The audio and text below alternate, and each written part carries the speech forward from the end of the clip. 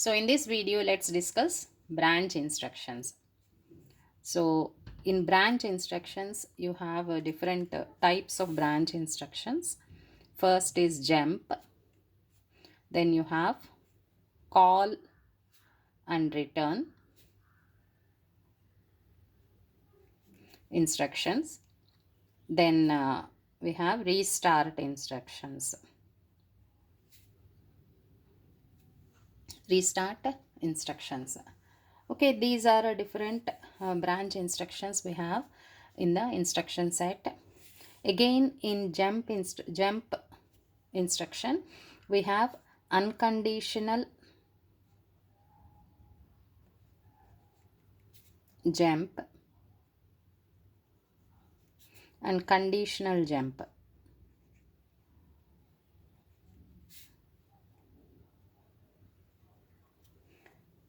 Okay, so what is this branch instruction means? Processor executes, you write a program sequence using sequence of instructions. So processor starts the execution from the first instruction. So instruction by instruction it goes on executing. So in some cases we may need the execution is to be transferred to some other program or location which is there in a different location, not the next instruction, but to the branch is to be taken to some other location. So such kind of instructions we call branch instructions. First let us discuss jump. Okay, the instruction is jmp 16 bit. Here 16 bit is the memory address. Okay, so I can write jump. This is the address location, address of the memory location. So with the execution of this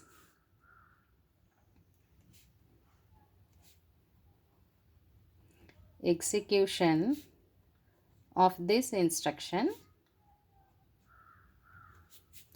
the program execution is transferred to the memory address specified in the instruction.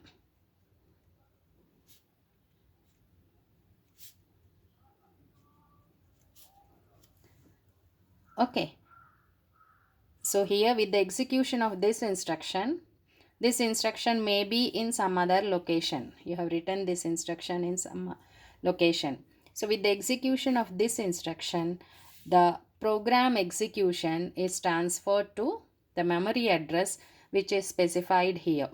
That means now the program execution takes place from 2000 location. Okay, so it's like let us suppose you have a number of instructions. So let us suppose here the address of this location is 2000. Okay, processor you load this address in the program counter and say execute. Then processor executes this program instruction by instruction.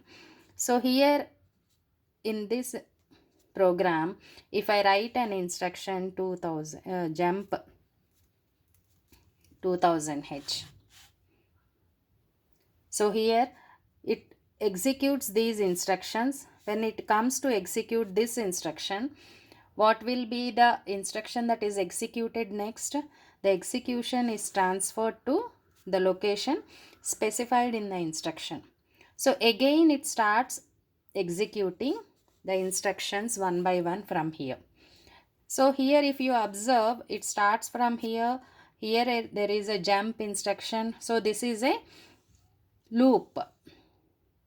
So this instruction, these many instructions will be in loop until you say stop the execution by uh, resetting the system. It will be continuously executing these instructions. Okay, it need not be 2000 also. Sometimes you may need while writing programs, like you, this address can be after this also, after this. That means you are skipping some of the instructions. Let us suppose you have some instructions here. The address of this is 2050. If I write here 2050, then the execution is transferred to this location. That means these many instructions are skipped, not executed. This will be useful in, you'll know how these are used while writing programs. Okay, for now you understand that the program execution is transferred to the memory address specified in the instruction. So this is unconditional jump instruction. There are conditional jump instructions, like, because you have 4 flags conditional to check for the condition: carry flag, zero flag, sign flag, and parity flag. Okay, there are instructions, branch instructions, which check the for the condition of these flags, and then the execution takes place. So jump on carry, jump on no carry, jump on zero, jump on no zero, jump on plus, jump on minus, jump on parity even, jump on parity odd. So these are the conditional jump instructions. So I can also write here jump on carry to 2000 location. So before instruction must have effected the flags. So in this instruction it will check the carry flag. If carry is there, then the execution is transferred to this location. If there is no carry, it will execute the next instructions. If the carry is there, because here it is checking for the condition. If carry is there, then the execution transferred to this location. If there is no carry, then it comes to the next instruction, starts executing in this sequence. Okay, so this is how conditional jump instructions are used.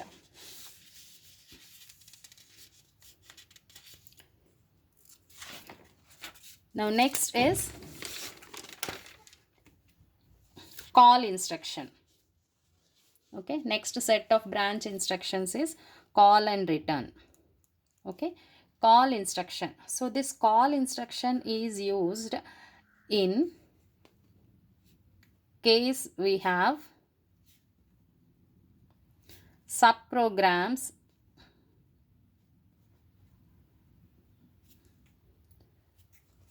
which are to be executed.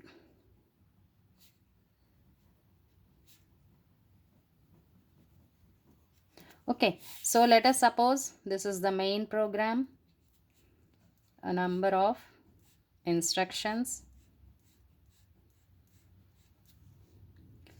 and you have a subprogram also. You have written a part of the program which is to be executed repeatedly, that you can write it as a separate subprogram. This subprogram can be used by other programs also, you know, functions and all.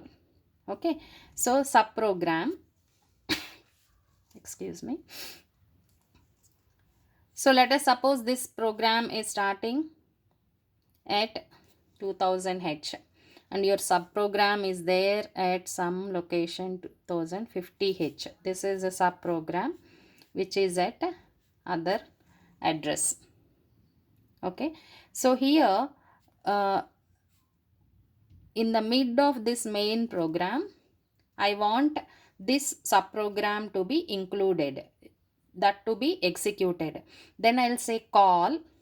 What is the address of that subroutine? 2050H.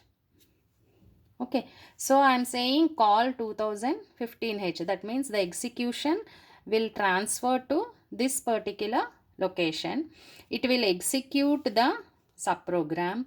Always in subprogram, the last instruction will be return.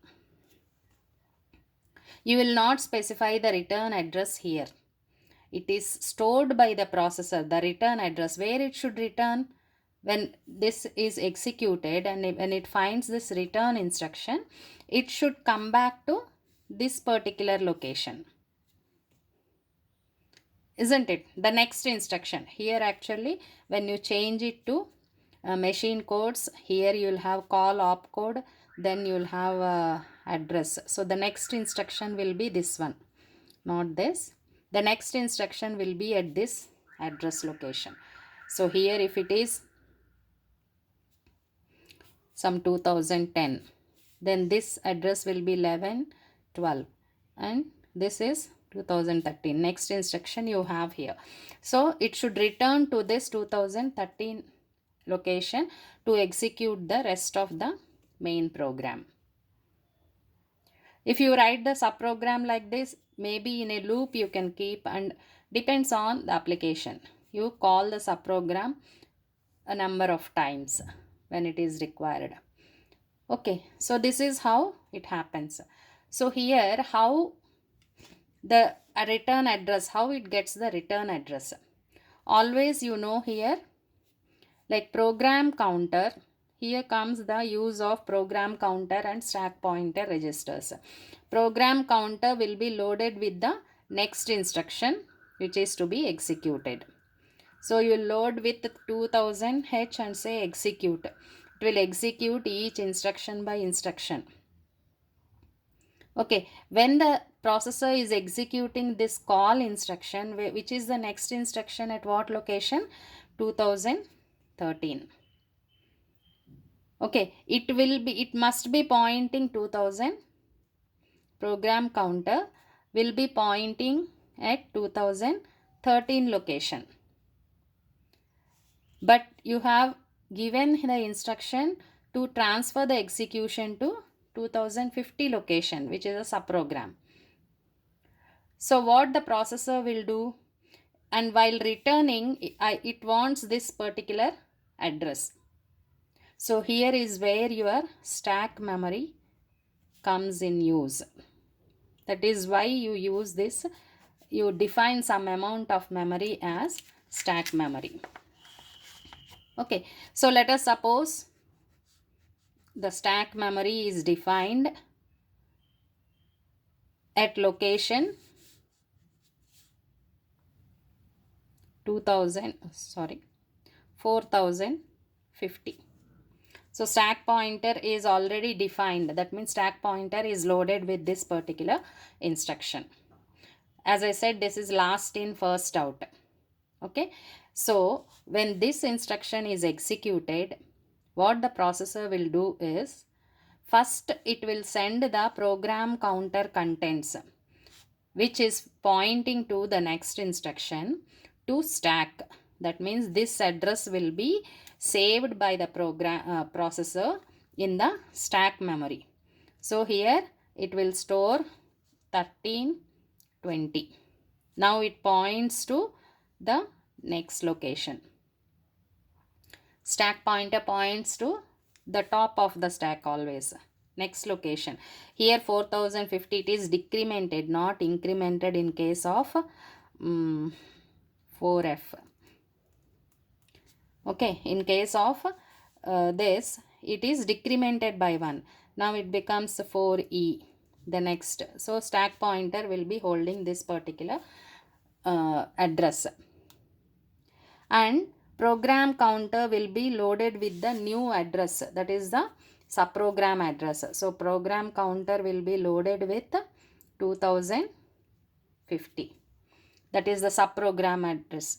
Once it is loaded, it starts executing from here. Executes the subprogram. And when it finds the return instruction, When this instruction is executed, so the processor will get back the contents from the stack to program counter. Now it will load the program counter with this address, the address which is stored in stack, that is 2013. So again the execution gets transferred to this particular location and it executes the rest of the program. Okay, so this is the basic idea of how call instruction gets executed and return instruction gets executed. Okay, so this is in case of subprogram. Then I said one more instruction, branch instruction is RST, restart instructions. So you have a different restart instructions like RST 0, RST 1, RST 1, RST 0 and so on till RST 7. So these are the used when interrupts are used. Interrupt is there. Okay, that we'll see later. Okay, what is an interrupt and all, you can we can see later. So this is these are also addresses of subprograms, but these subprograms are executed with an interrupt, not by putting the instruction in the program. Okay, so this is about restart. Again, in call you have a conditional calls also. In call instruction you have conditional calls also, like call if carry is set, call if carry is set, or call if no carry, then carry call if 0, call if no 0. So all these conditional call instructions are also present. So depending on our requirement, we'll select the instruction, which instruction is to be used. So this is about branch instructions. I think I have covered all the instructions of 8085. Still, if there are some instructions, special instructions, we'll discuss later. Okay, so once again I am saying you all these instructions I have given overview of these instructions. For better understanding, you can go through the videos which I have already made in microprocessors and interfacing playlist. There it is discussed for 8086 processor, that is a 16-bit processor, but all the instruction working will be same for both. Only difference is this is 8-bit and that is 16-bit, and some more advanced instructions you will find in 8086 instruction set. Okay, so from next video onwards we'll discuss programs, how to write program using 8085 instructions.